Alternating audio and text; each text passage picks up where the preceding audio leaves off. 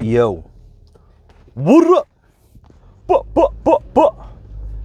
I'm on my way to a shoot, but I wanted to do a video, and I'm using Ulysses' car. I stole it from him. I was like, yo, give me your car, bro.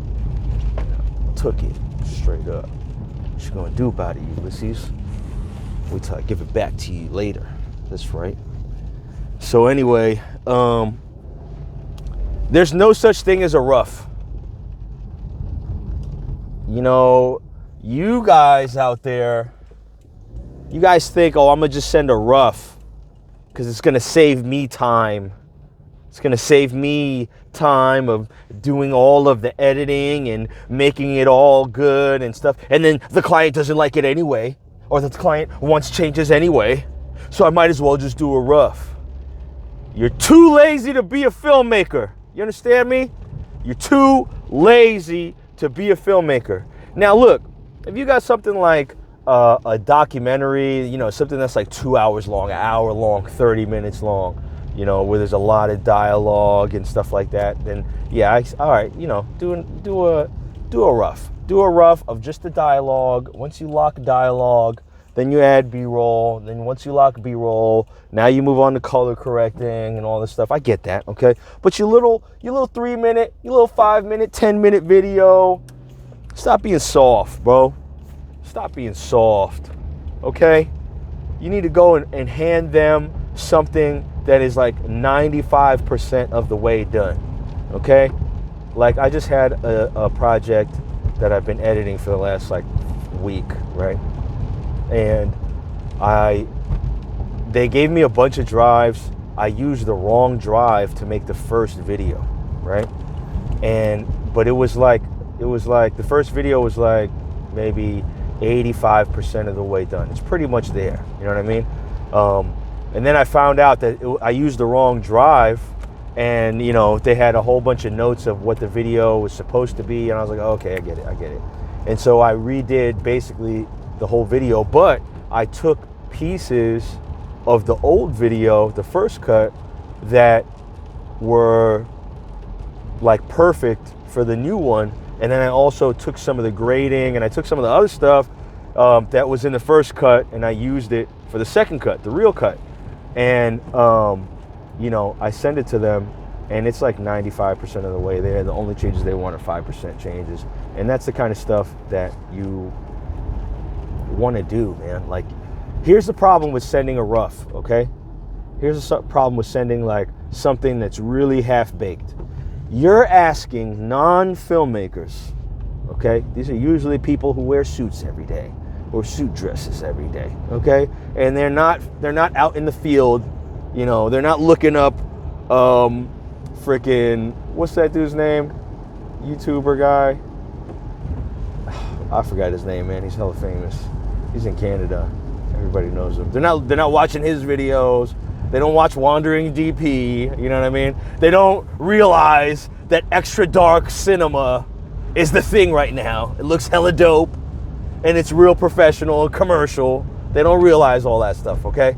They have no imagination when it comes to watching your half-baked film. You know, to know that it's going to be way better than this in the edit. You know, you might be asking your client, you probably are asking your client to provide too much imagination to their view of your rough cut to know what it looks like. And you know what they think? When you send them a rough cut where they got to use so much imagination to see how it's going to look, to see what it's going to be like, what they think is, I hired the wrong person. What the hell is this? I'm looking at this faded image with no contrast, and the sound is whack, and oh my gosh, what am I watching? This is what they're thinking when they're watching your video. They're not looking at the content of your video. And dude, it happens with so many clients. All right, so there was a doc that we're still in the middle of shooting. We entered post-production, not shooting, but we entered post-production, and we're trying to wrap this doc up. It's 2 years in the making, right? And we sent it to like a focus group, a bunch of people that the client knew, to watch the doc. And we told the clients, we were like, look, like we're gonna put B-roll, we're gonna really color grade this well, we're gonna add music, transitions, graphics. We just want you to focus on the content, okay? We just want you to focus on the content. This isn't even the client, this is the client's focus group, okay? And like maybe 75%, 80% of the people in the focus group were like, you know, it's kind of boring. You guys should really add some music. I don't think that this is a doc you can send out to like Netflix and Hulu and blah, blah, blah. And it's like, dude, we know. We freaking told you that we know all this stuff. We're just asking you to look at the content and to watch it just for the content. You know what I mean? And they really could not understand. They couldn't fathom that they're watching it at a premature stage before we get to some of the more advanced stages. You know what I mean? And that's not even a client, dude. That's like a client focus group that he called up and was like, hey, I want you to just watch this doc only for the sake of the bones of this thing. You know what I mean? And they couldn't get it, bro. They couldn't understand it. And this is very typical. This happens all the time, man.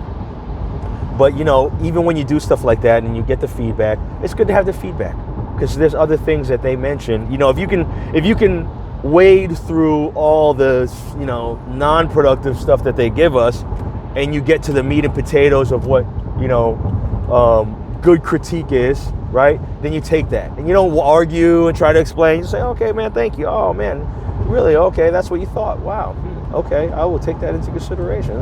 There's no need to argue with somebody who's like way off the mark anyway. And you know, you're going to provide them context for what? You know, they missed the initial context in the first place, right? So, yeah, dude, don't send your client a rough, like what you think is a rough. Your rough should be like 90%, 95% of the way there. I think other people may disagree. You know, you may find commercial filmmakers, you know, that disagree. But what are they sending them? A 30-second? A 45-second, a minute, you know what I mean? If you're doing a 3, 5, 8, 10 minute, if this person that hired you isn't used to doing a lot of commercials, you know, you're not dealing directly with like a marketing company or even or like a marketing department. And even if you are, you know, you got to think about whether or not they're really capable of understanding that this is a real rough. This is a rough right now. This is not the thing. You know what I mean? Dude, don't send them garbage. You know what I mean? Don't send them garbage. I like the doc. I want to send out to some people I know that work at some of these, you know, streaming platforms. I don't want to send them the half-baked version. You know what I mean? Yeah, like their input could be helpful in restructuring some of the story and whatnot, but I'm not going to waste their time, you know what I mean, to have them look at garbage. You know what I mean? I'm not going to do that. They are busy. They have things to do. You know, what am I going to do? Sending them something with no audio, no scoring, you know what I mean? No color grading, no transitions, no graphics. Like, that would be dumb. That would be a waste of time. That would be a waste of time. So, you know, don't waste your client's time sending them a rough because you want to save yourself time. That's not how this goes, bro. And then you're going to get poor feedback because they're not going to critique you on what the final video is. They have no idea what that looks like. They can't even fathom it. They can't fathom what it's going to look like with color grading and all this stuff. They don't know. They don't know all this stuff, man. Don't send them a rough. Stop doing that. Send them something 95% of the way done. Here's the other thing. If you're listening, and if you're making the content that you know your client needs or wants to see, the content that they hired you to make, all right? If you're listening, then a 95% of the way there cut should already be like, oh yeah, this is 95% of the way there. Oh man, this is really close. Here's some minor changes that I think we should make because it would be helpful for the messaging or the branding or corporate said, or, you know, we really wanted to, or the client that we're really delivering this for is probably going to want but man, altogether it's pretty much there. Do the music, clean up all the audio, put the transitions, grade it, you know what I mean? Put the logo at the front and back. If you don't have the logo yet, put a slide that says logo here, you know? Or if you don't have info, like, man, we need to insert context about the story about this person featured in it, blah, blah, blah. Put that, you know what I mean, as a placeholder. Hey, this is just a placeholder slide for the info about calls to action and Do that, but get it all the way there so that they can see what you have for your vision of their video. You know what I mean? And then deliver that. Sorry, man. I had to get that out of the way, man. There's no such thing as a rough.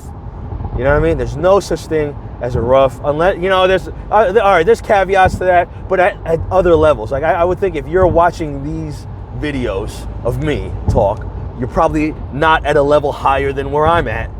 And so you don't need, you know, that kind of feedback. You don't need that instruction where, you know, you can do roughs. No, you're not doing roughs. Don't do roughs. Do 95% finals. Okay? Stop asking your clients to use their imagination. It's absolutely a waste of time for everybody.